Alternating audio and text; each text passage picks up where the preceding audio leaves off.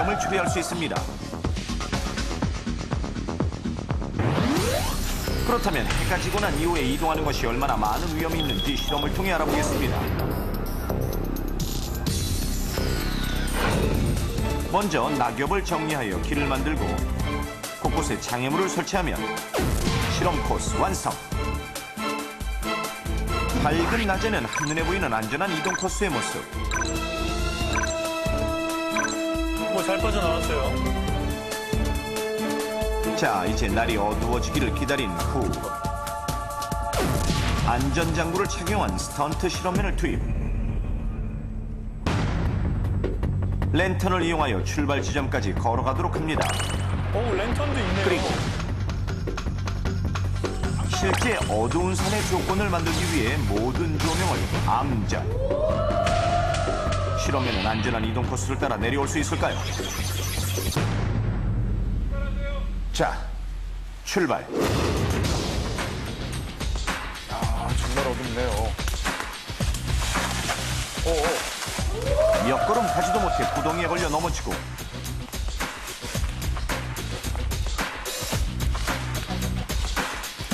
보이지 않는 나무까지도 위협적인 모습. 이번엔 쓰러져 있는 고목에 발이 걸려 또 넘어지고 마는 실험. 진짜 위험하구나.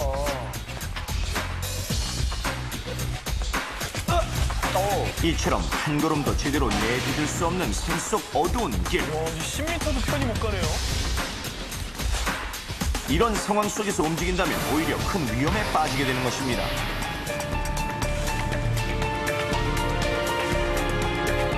실험맨의 이동 경로를 확인해보면 올바른 안전 코스에서 많이 벗어난 것이 확인됐습니다.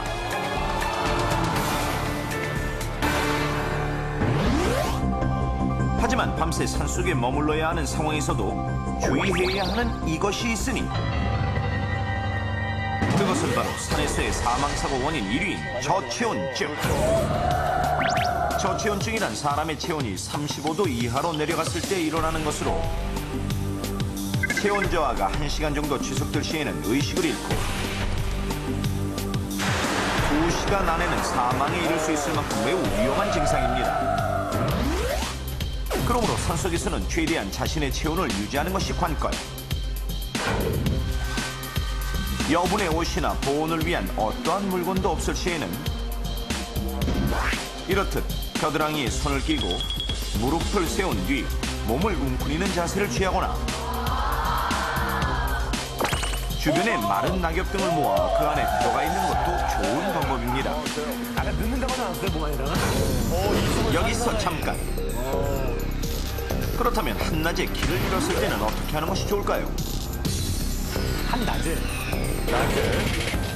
이번에도 역시 길을 잃었다고 느끼는 순간 걸음을 멈추고 자신이 왔던 길을 생각해 본 후 최대한 되돌아가는 것이 원칙.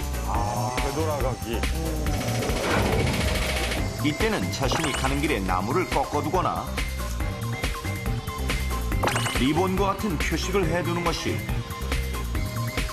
구조대에게 자신의 위치를 알리는 좋은 방법이 됩니다.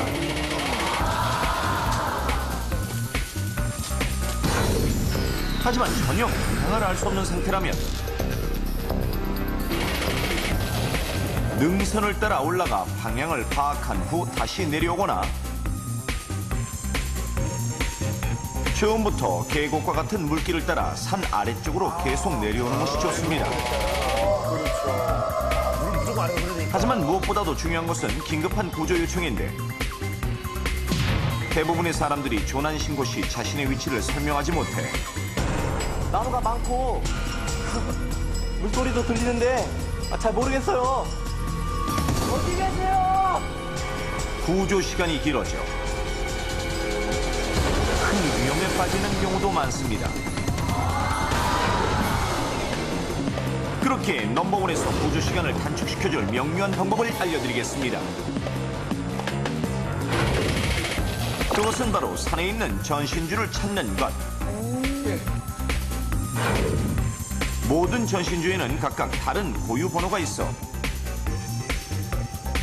신고 시에 이 전주의 번호를 불러주면 소방본부에서는 한국전력공사에 이를 알려 조난당한 정확한 위치를 파악할 수 있는 것.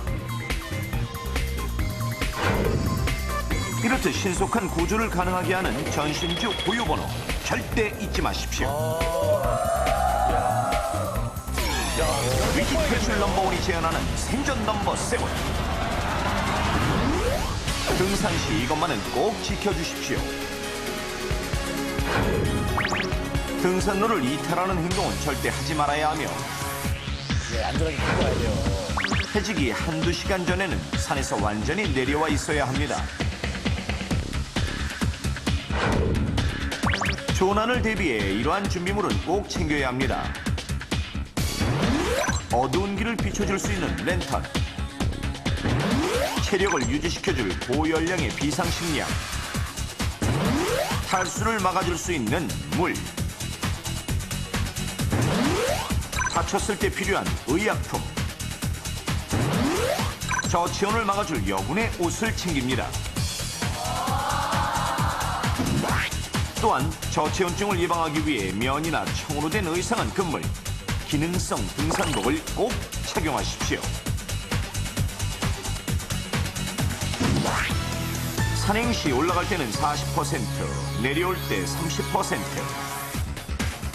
만약을 대비하여 30%의 힘을 비축하는 433 법칙을 꼭 기억해 두십시오.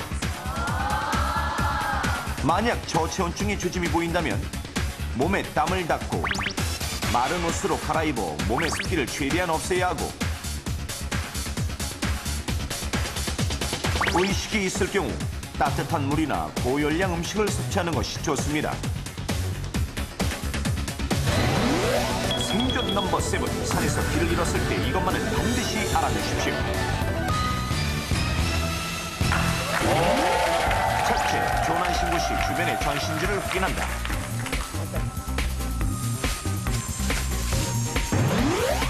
둘째, 겨드랑이에 손을 넣고 웅크린 자세로 저체온증을 예방한다. 셋째, 낮에 길을 잃었을 때는 왔던 길로 되돌아갈 것. 밤에 산에서 길을 잃었을 때는 무리한 장소 이동은 금물.